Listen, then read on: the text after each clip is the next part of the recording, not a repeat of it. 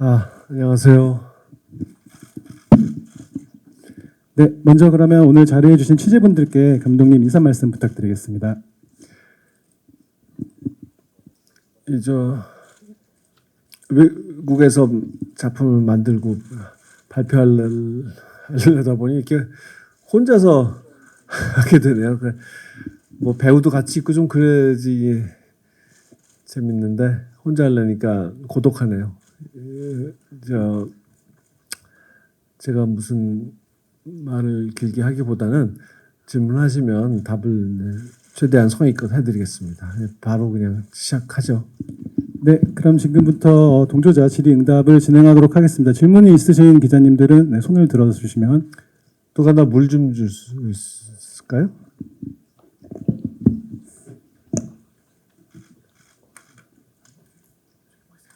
예. 네, 기자님 우측의 기자님. 예. 예. 월간 플래툰의 이준규 기자입니다.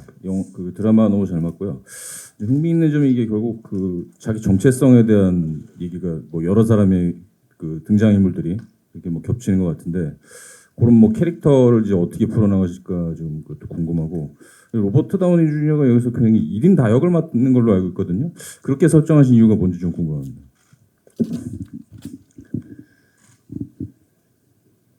이 영화가 아니라 극장용 영화가 아니고 시리즈를 만드는 데 있어서 영화가 따라올 수 없는 매력은 많은 인물을 다룰 수 있다는 점 아니겠습니까? 원작 소설에 등장하는 사람들 하나하나를 정리하지 않고 각색할 때 없애지 않고 그들을 다 등장시키고 그들 하나하나의 매력과 개성을 표현하려고 했습니다. 그래서 제가 이제 이 중에 그 주인공 빼고 제일 애착을 가진 그런 캐릭터 중에 하나는 장군이라는 사람이죠. 이 사람은 좀 제가 만든 표현인데 왕관을 쓴 광대다, 클라운 with the crown이다. 그런 표현대로 좀 언뜻 보면 우스꽝스러운 광대 같은 면이 있는데요. 또 사실 그의 진짜 어떤 일을 하는 사람인지를 보면 굉장히 잔인하고 무서운 사람이죠. 그런데 또 캡틴에게는 아버지 같이 좀 뭐 자애롭다 할까요? 그런 면도 보여주는 그런 사람이에요.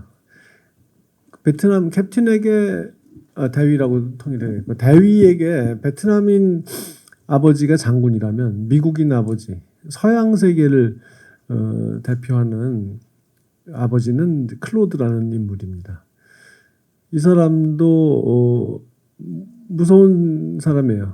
나쁜 일을 하는 사람이에요. 그런데 하나의 개인으로서 사생활에 있어서는 대위에게 있어서 또 다른 아버지죠. 그리고 미국의 재미있는 그 풍부한 대중문화를 소개해주는 사람이고, 그래서 그 캡틴 대위라는 이 분열된 자를 이끌어주는 점점 더 더 분열시키고 있는 그렇게 그런 일을 해주는 사람들인데 그냥 대위에게 중요한 것뿐만 아니라 우리 시청자에게 있어서 한 명 한 명이 나름의 독자적인 개성을 가진 그런 사람들이죠.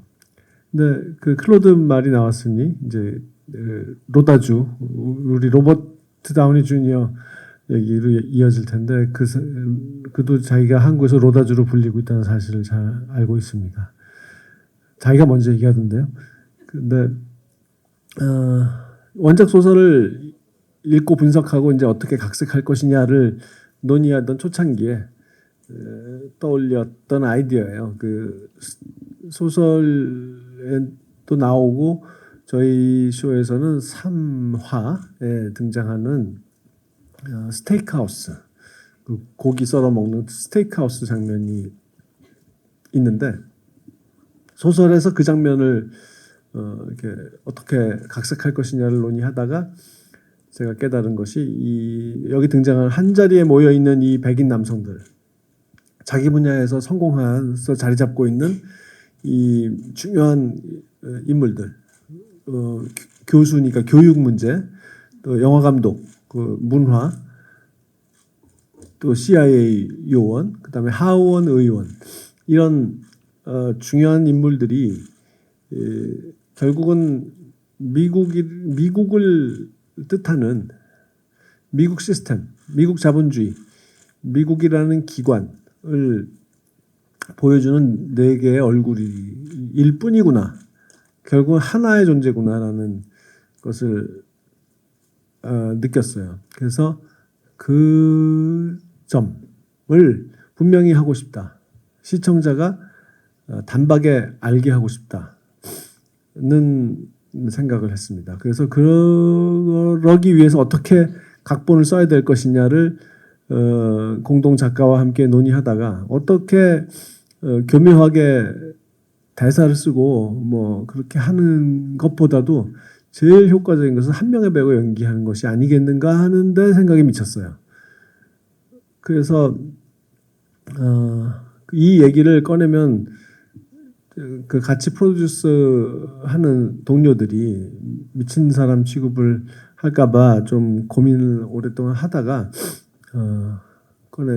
좀 내가 이런 소리 한다고 화내지 마 그러면서 이제 얘기를 했는데 다행히도 모두가 이렇게 좋은 반응을 보였습니다. 그리고 오히려 이 아이디어가 오히려 그 A24나 HBO에게 이 기획을 이렇게 설득할 때 아주 좋게 작용했던 것 같습니다. 그래서 그 다음에 그러면 이제 이 역을 그러면 이 여러 역을 해낼 수 있는 백인 남성 중년 배우가 누가 있을까? 이 역을 다 합치면 등장 시간이 거의 뭐 이건 조연이 아니죠. 하나하나씩은 다 조연인데 합쳐놓으면 그 스크린 타임으로 봤을 때 주연이나 다름없죠. 이 굉장히 중요하니까 이걸 누가 할 것이냐. 근데 참 희한하게도 모두가 같은 생각을 했습니다. 그렇게 훌륭한 배우가 많아도 다양한 역할을 다 구별되게 이렇게 개성 강하게 표현하는 그런 류의 능력을 가진 사람은 또 막상 그렇게 쉽게 찾기가 어려울 텐데 모두가 같은 생각을 했습니다. 그래서 그러나 그 로버트는 뭐 TV 시리즈를 한 적도 없고 워낙 슈퍼스타니까 큰 기대는 없이 그래도 생략하고 넘어갔다가 나중에 후회할 수도 있으니까 일단은 보내나 보자라고 해서 보냈는데 다행히 아주 금방 하겠다는 의사를 밝혀와서 신나게 시작을 할 수 있었죠. 네, 답변 감사드립니다. 네, 다음 기자 질문 있으신 분? 네, 우측에.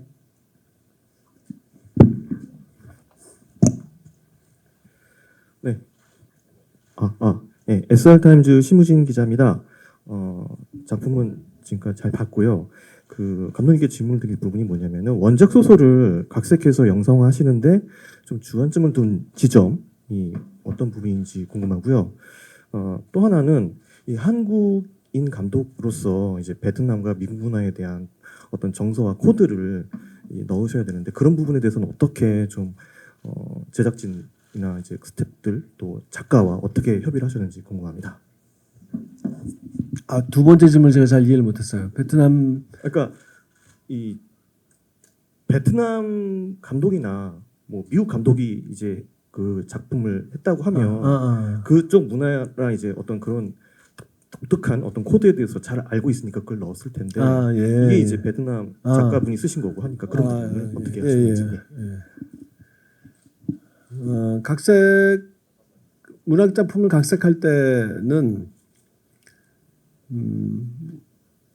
뭐 일단 마음속으로 생각하는 것을 많이 소설에는 적어놓기 마련이잖아요. 행동과 대사로만 이루어지는 그 영화 각본과는 다르게.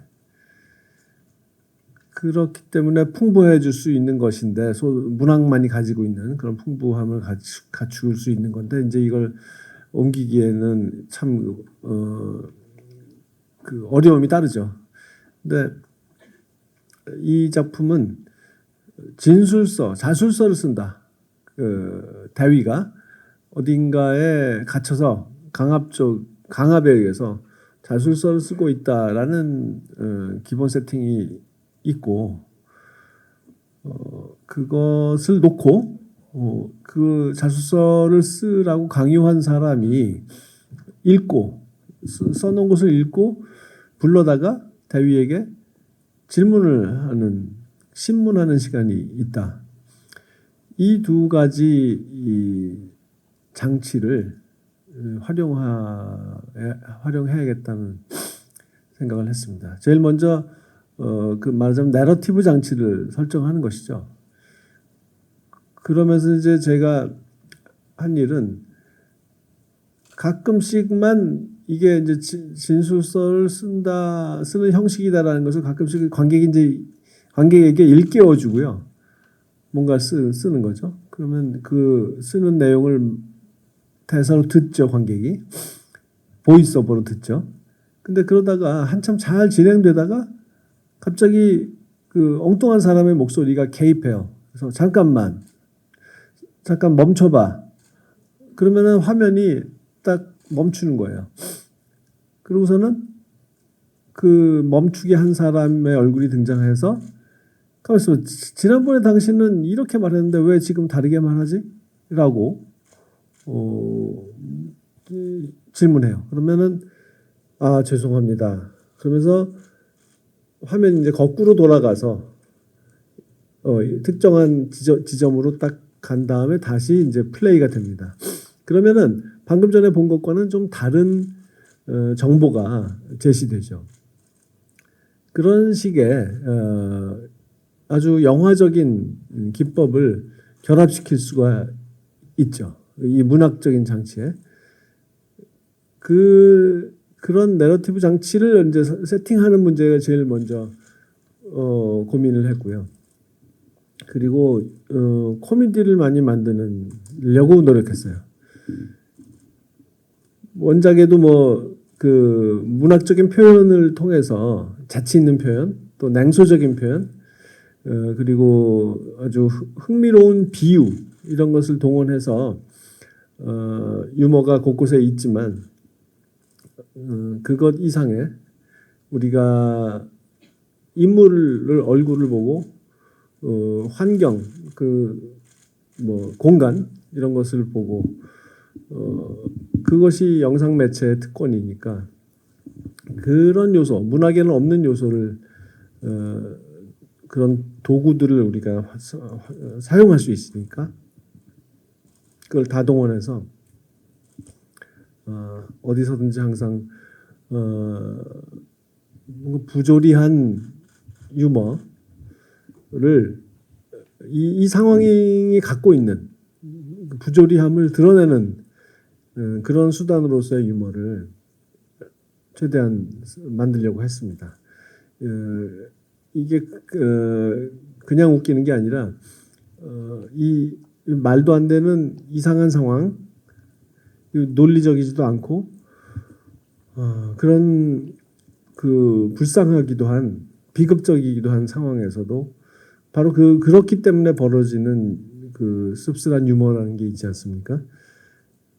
그게 저는 제일 중요하다고 봤어요. 그래서 소설과 제일 다르고 제일 제가 노력해서 발가시킨 부분이 있다면 코미디라고 말씀드릴 수 있겠습니다. 네, 다음 그 한국인으로서 베트남 고전. 예. 죄송합니다. 예, 잊어버렸네. 한국인으로서 한국적인 무슨 요소를 넣어야 될 것은 물론 없지만 제가 베트남인도 아니고 미국인도 아닌 사람으로서 가질 수 있는 거리감이라는 게 있기 때문에 이 시대 그리고 이 나라들에 대해서 완전히 잘 알지도 않고 그렇다고 아주 모르지도 않는 그 세대로 보나 인종의 문제로 보나 모든 면에서 어느 정도 아는 그렇지만 완전히 감정이입해서 그냥 동일시하는 그래서 객관성을 잃어버리는 그런 우를 범하지 않을 수 있고 근현대사의 공통점을 가진 나라의 국민으로서 어떤 동병상련의 마음도 있고 또 미국 문화 이 다위가 그렇게 매몰되어 있는 미국의 대중문화에 대해서도 저도 어느 정도 그 마음을 알겠고 그렇기 때문에 이 쇼를 쇼러너 크리에이트 하기에 적당한 수준의 거리감을 제가 가질 수 있었다고 생각합니다. 그래서 그런 장점이기도 하고 단점이기도 한 그런 저의 정체성을 잘 유지해서 활용해서 만들려고 했습니다. 네, 답변 감사드립니다. 네, 다음 그 뒤쪽에 먼저 손드신 기자님 질문. 예, 스포츠 서울 함상범 기자입니다. 약간 비슷한 질문일 수도 있는데 그 리틀 드러 먹을 때도 그렇고 이 작품도 그렇고 그 방금 말씀하신 그 거리감 부분에서 되게 균형적이라고 생각을 했거든요. 그 남의 나라 역사를 말한다는 게 되게 연출자로서 되게 예민할 수도 있을 것 같은데 그 부분에 대해서 좀 어떻게 더 고민하신 부분은 없는지 부탁드립니다. 뭐 그럴 자격을 고민할 필요는 없다고 생각해요. 작가가 어떤 소재를 취하는 데 있어서 꼭 그 집단에 속해야 한다라든가 뭐 그런 그래야 자격이 있다. 저는 생각은 안 해요. 누군가 뭐 독일 감독이 와서 한국의 역사를 다룬 얘기를 만들겠다라고 하면 저는 뭐 그것을 이렇게 비웃을 생각은 없어요. 궁금하겠죠. 독일인이 본 한국 사회는 어떨까? 우리가 보는 것과는 뭔가 좀 다른 관점이 들어갈 텐데 궁금하다. 그렇게 생각할 것 같아요. 결국은 얼마나 이제 이 소재가 되는 지역 또는 사건, 역사 이런 것을 얼마나 진지하게 공부하느냐 그리고 저에게는 이제 주어진 원작이라는 게 있으니까 그 원작의 작가의 의도 다행히 두 작품 다 작가가 생존해 있으니까 리틀 드러머걸 작가님은 최근에 돌아가셨지만 당시에 생존해 계셨고 그래서 많은 대화를 하면서 의도에 대해서 알 수 있었고요. 그리고 그런 관점들 그리고 저 나름의 이제 객관적으로 지켜보는 사람으로서의 관점을 넣어서 제가 할 수 있는 한 존중 그 역사 속에 살고 있는 사람들에 대한 존중을 담고 전 나름의 영화적인 표현을 구사해서 만들면 된다 이렇게 생각합니다. 네, 답변 감사드립니다. 네, 먼저 질문 요청하신 기자님 쪽 질문 먼저 진행하도록 하겠습니다. 네. 제 서울신문의 오경진 기자라고 합니다. 조금 디테일한 부분에 대해서 질문 드려보고 싶습니다. 이 원작 소설에서는 첫 문장이 상당히 유명하고 또 많은 걸 함축하고 있기도 한데요. 감독님께서는 이걸 일부 그대로 가져오면서도 나름의 변주를 하신 것 같습니다. 드라마에서는 특히 이제 저주받았다라는 표현이 이 원작 소설 첫 문장에는 없는 표현인데 이런 강렬한 단어를 품은 문장을 집어넣은 이유가 궁금합니다. 제 기억이 정확하다면 두 양면의 관점에서 볼 수 있는 저주를 받았다는 대목을 말씀하신 것 같은데 보통 어떤 사안을 반대되는 두 개의 관점에서 동시에 볼 수 있다는 능력을 가졌다라고 하면 그것은 정말 능력을 가진 것으로 표현하고 축복인 것처럼 말하기 때가 많잖아요. 근데 이제 저는 그것을 저주를 받았다고 표현을 했습니다. 이게 축복일 수도 있지만 저주일 수도 있는 거죠. 왜냐하면 그렇게 되면 종합적인 관점을 가질 수 있다는 장점이 있는 대신 분열되기가 쉽다는 거죠. 양쪽 입장을 다 이해한다는 것은 결국 어느 쪽에도 설 수가 없다는 거고 명쾌하게 하나의 입장을 취해서 쉽게 어느 편을 들고 만족할 수가 없다는 문제가 생기죠. 이쪽도 이해되고 저쪽도 이해됐을 때 근데 이 양편이 극단적으로 투쟁하고 있을 때 어떻게 할 것인가 이것은 저주가 되죠. 그런 마음을 표현했던 겁니다. 이것이 이념 대립일 수도 있고 분단됐을 때 뭐 전쟁 상황을 언급하는 것일 수도 있고 또 동서양의 갈등을 언급하는 것일 수도 있고 여러 면에서 이 소설이 가지고 있는 여러 그 레이어가 있잖아요. 그것들 다 아우르는 표현이라고 봤습니다. 네, 답변 감사드립니다. 네, 기자님 질문들이 조금 많으셔서 저희가 먼저 요청하신 기자님 순서대로 진행을 하도록 하겠습니다.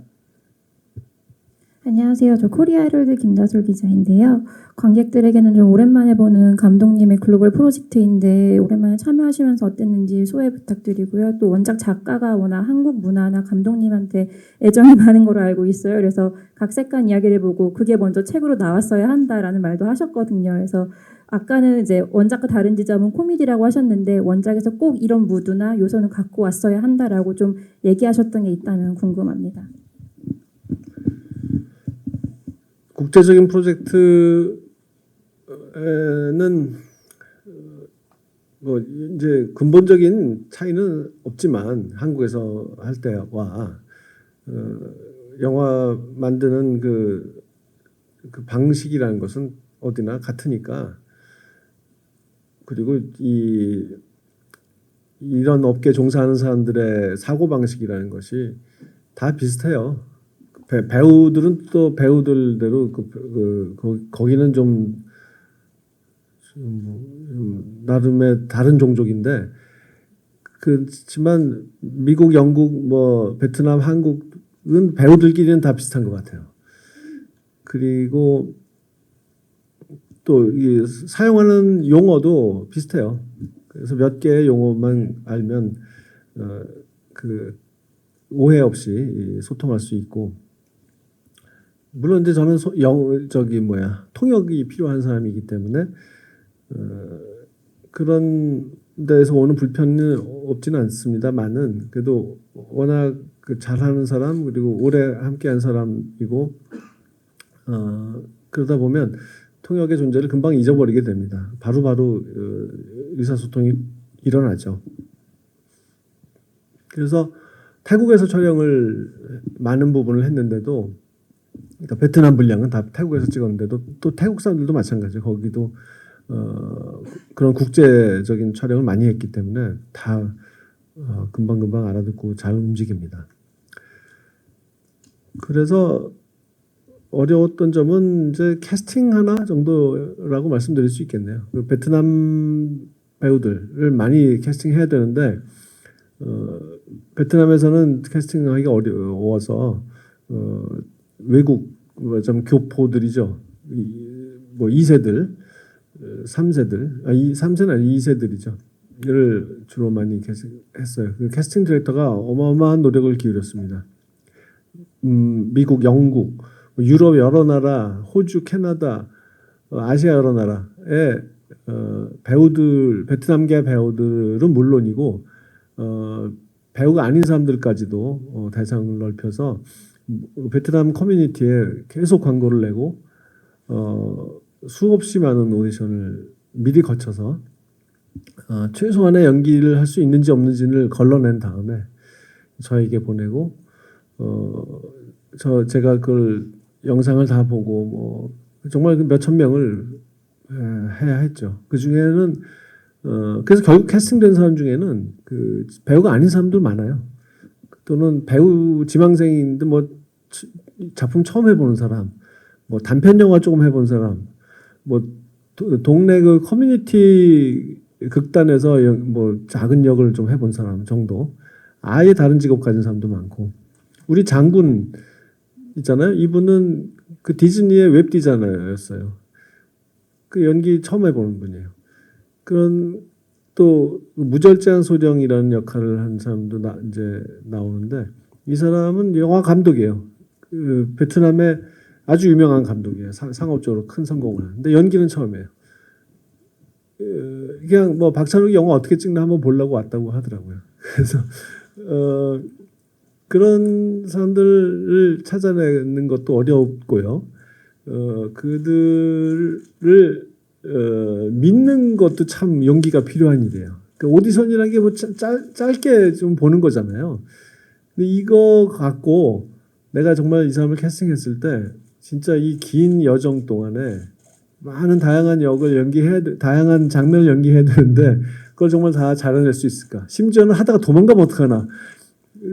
프로 배우가 아닐 경우에 힘들다고 그냥 가버리면 어떡하나? 막 이런 걱정까지 해가면서 정말 큰 그 집중해서 아주 예리하게 판단을 해야 하는 건 물론이고 그 사람들 믿고 간 것에 대한 큰 용기도 필요한 일이었습니다. 그 현장에서 소통할 때도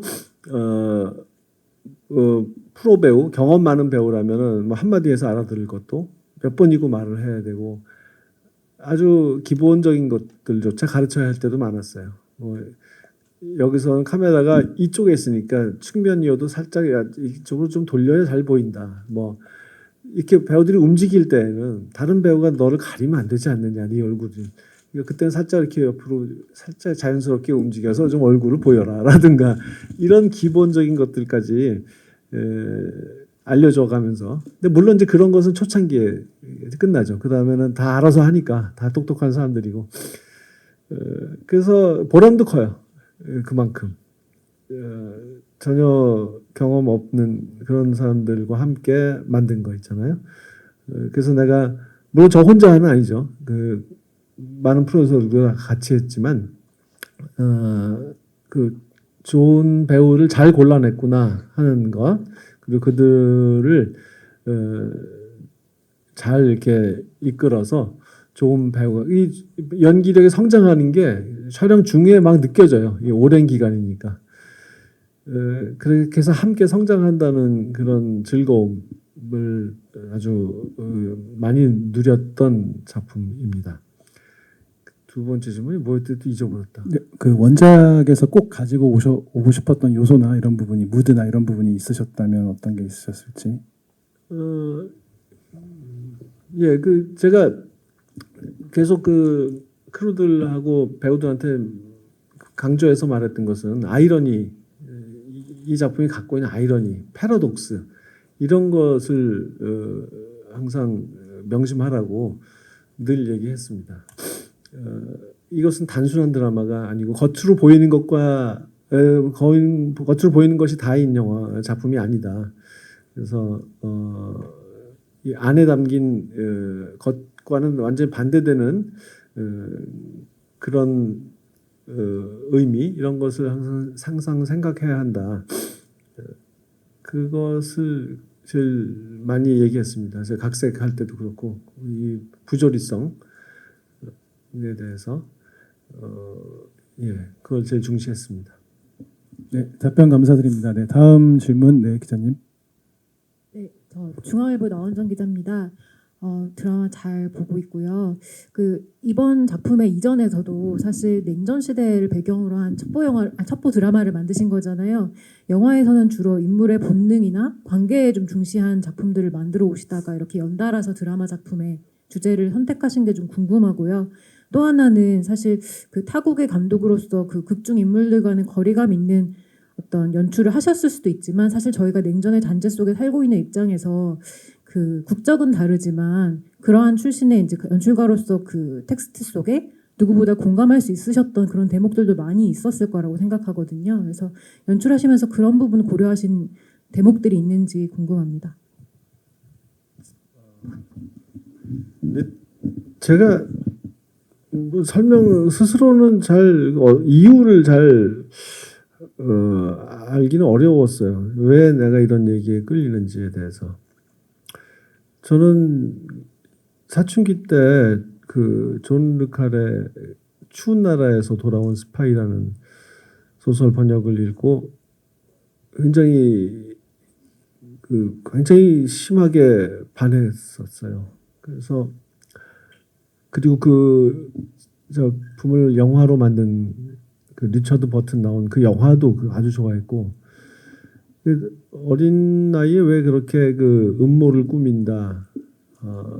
그리고 그 음모를 말하자면 거대한 거짓말을 하나 창조하고 그 거짓말이 진짜인 것처럼 되도록 아주 디테일까지 설계한다.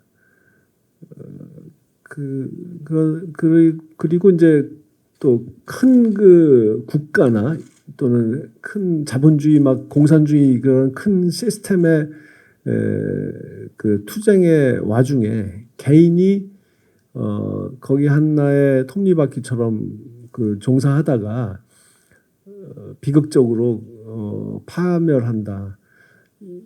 이런 이야기에 깊이 빠졌어요.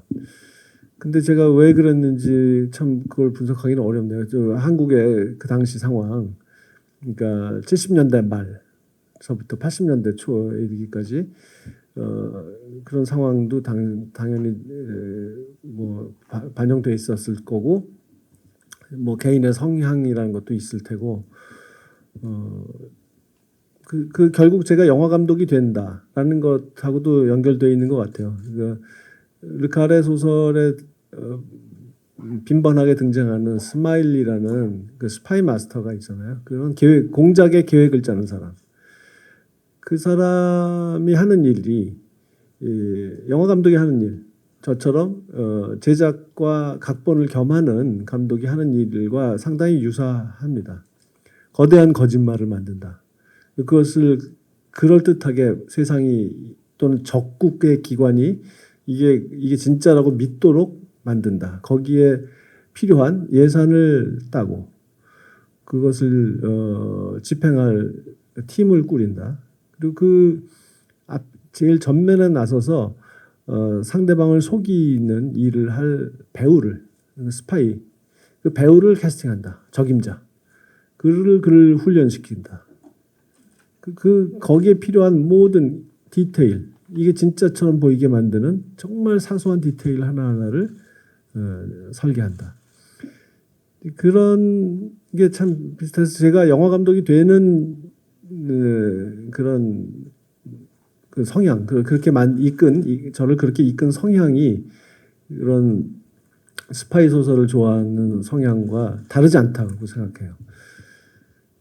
그런데 이제 특히 냉전 시대는 그런 스파이 전쟁이, 첩보 전쟁이 격화됐던 시절이었고, 그래서 당연히 냉전 시대에 흥미로운 이야기가 많고, 근데 지금이 냉전은 끝났다고 하지만 뭐 신냉전이란 말도 있고, 결코 그것은 끝나지 않았죠.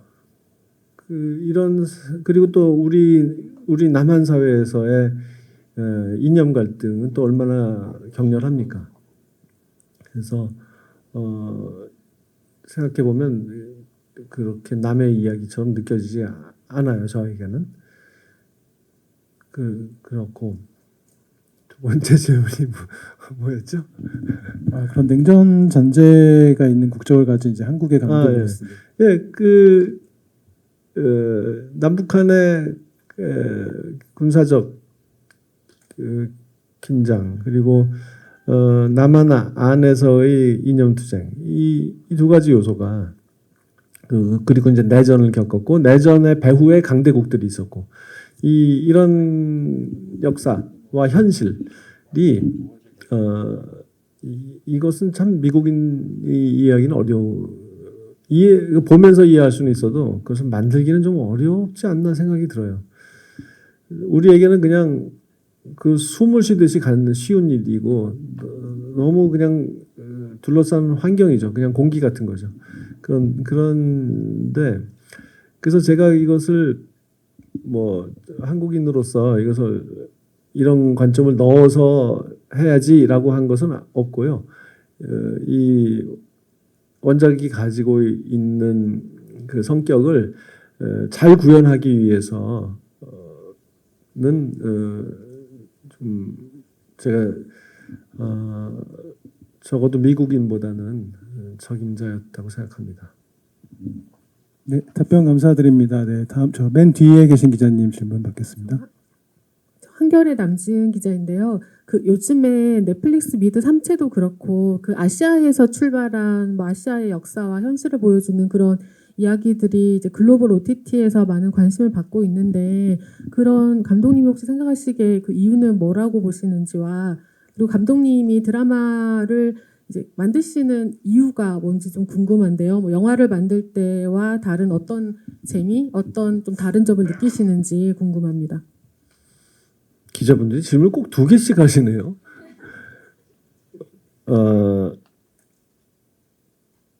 예, 3채는 아직 못 봤어요. 그 소설은 예전에 읽었고 아주 좋아했는데 드라마는 못 봤습니다만은 아시아 파친코가 좀 결정적인 계기였고 극장용 영화지만 기생충 당연히 오징어 게임과 그런 게 다 작용했고 그런 작품들의 영향이 있는가 하면 반대로 시대가 또 그런 작품을 또는 그런 작품의 성공을 만들었다고도 할 수 있겠죠. 그런 작품들 특히 산채 같은 작품에 거대한 자본이 투자될 수 있었던 데에는 시대의 그 영향이 필수적이죠.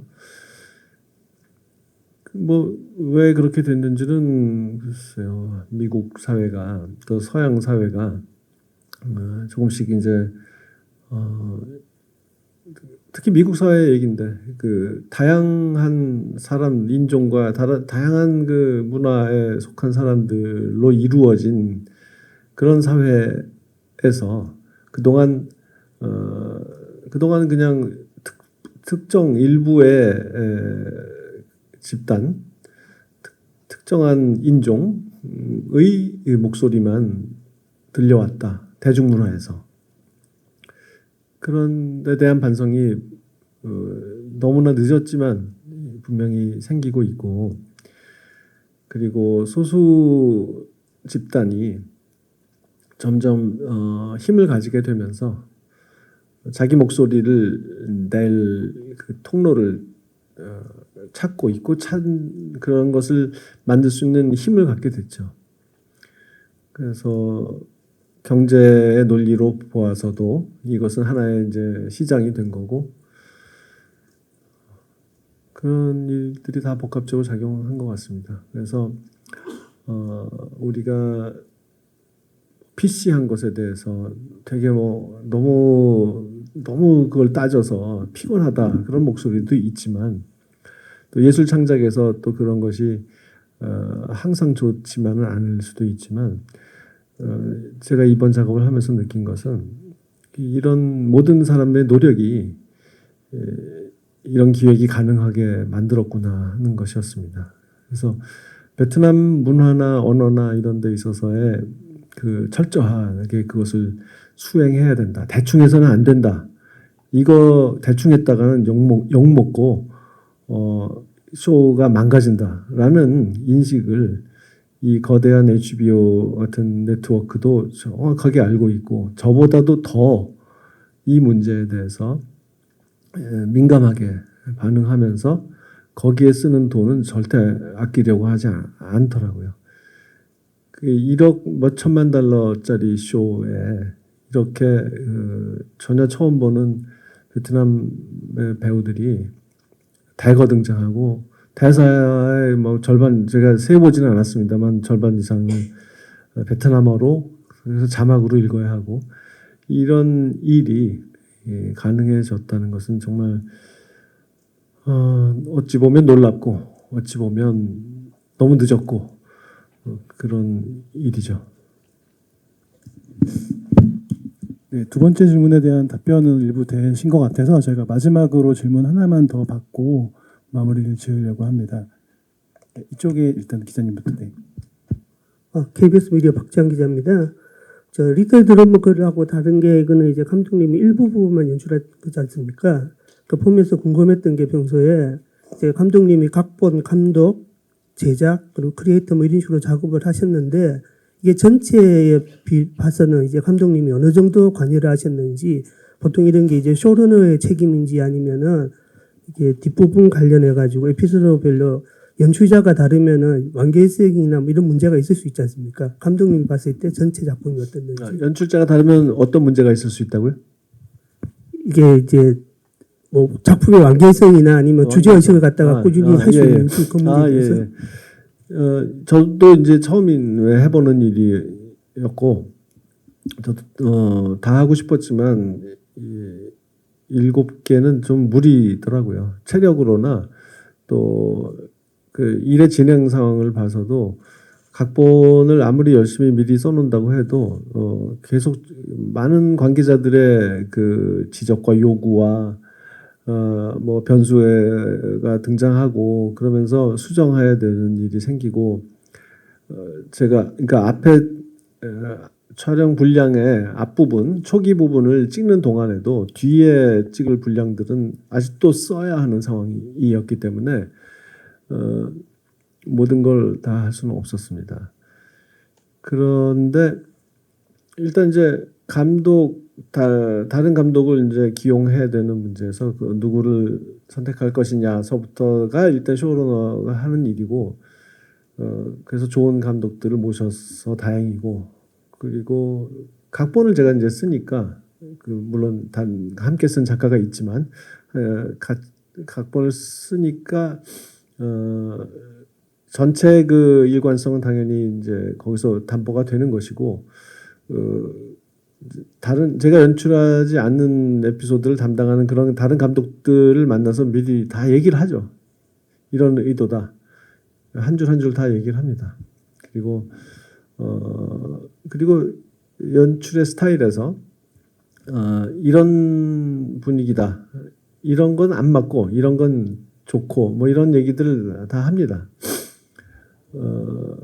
예외는 그 네 번째 에피소드를 하나를 맡은 페르난도 메일레스 감독, 두 교황의 그 감독이 그분을 모신 이유는 그 에피소드는 완전히 다른 좀 완전히 좀 독립된 내용이기 때문에 완전히는 아니지만 그래도 분위기가 완전히 달라서요.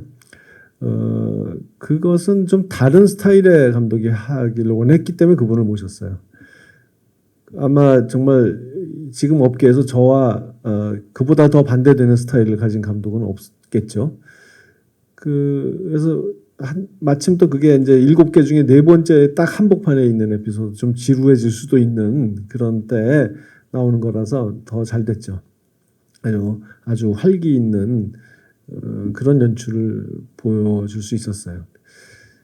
그리고 이제 나머지 3개를 맡은 영국의 만든 감독에게는 이제 저는 같은 스타일, 같은 톤을 요구했고요.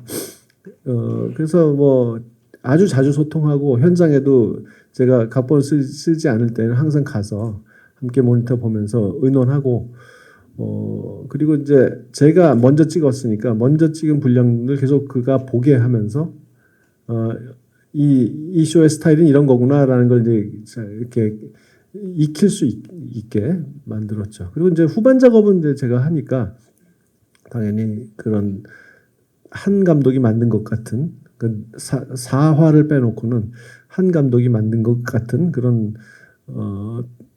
균일한 톤을 만들 수 있습니다. 네, 그 기자분들이 많은 질문 관심 감사드립니다. 지금 시간 관계상 일단 기자님들의 질문은 여기까지 답변 드리는 걸로 하고 마지막으로 감독님께서 오늘 참석해주신 기자분들과 그리고 이제 계속 시청자분들 아직 다음 회차를 기다리고 있는 이제 시청자분들에게 인사 한 말 드리면서 마무리 지으려고 합니다. 인사 뭐 특별히 할 말씀은 없어요. 지금 다 한 것 같고 이제 뭐 하나씩 공개되니까 좀 요즘 시청자들은 한꺼번에 보는 걸 좋아하는 그런 시대잖아요. 근데 하나씩 한 주에 하나씩 기다렸다가 보는 재미도 꽤 있다는 말씀을 드리고 싶어요. 제가 어렸을 때 생각을 하면서 만들었거든요. 리틀 드러머 거리건 이거 이 TV 시리즈를 할 때는 좀 그런 마음으로 만들게 됩니다. 어렸을 때 흥미진진한 드라마를 볼 때 다음 주를 기다리는 마음. 그래서 그 클리프 행어라고 하잖아요. 끝날 때 아주 딱 그 마무리를 정확하게 안 짓고 감질나게 하면서 좀 막 궁금하게 하면서 어떤 절정의 순간에 딱 가차없이 끊어버리는 그거 되게 싸구려 트릭이라고 취급당하기 쉽지만 저는 그런 게 좋아요. TV는 그 맛으로 한다고 해도 과언이 아닐 만큼 저는 그런 걸 좋아합니다. 그것을 만끽하기 위해서는 한꺼번에 보는 것보다 기다렸다 보는 게 더 좋다고 생각합니다. 그리고 이게 남의 나라 이야기임에도 불구하고 우리에게 느껴지는 바가 굉장히 클 것이다. 그런 것을 항상 생각하면서 봐주십사. 우리도 전쟁을 겪었고요. 그다음에 유머가 많은 작품이에요. 그래서 이게 좀 여기서 웃어도 되나 하는 생각이 들 수도 있겠습니다만은 그 웃어도 웃으라고 만든 겁니다. 그러니까 아주 막 대폭소가 터지는 그런 떼굴떼굴 굴를 만한 유머는 아니지만 그래도 좀 음미해가면서 그 웃음 자체를 음미해가면서 보시면 더 재밌으리라고 생각합니다. 네, 고맙습니다. 네.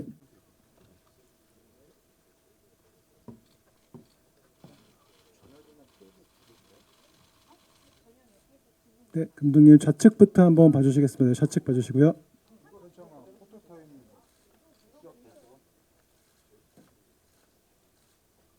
네, 감독님 정면 부탁드립니다. 네, 마지막으로 우측 네 부탁드리겠습니다.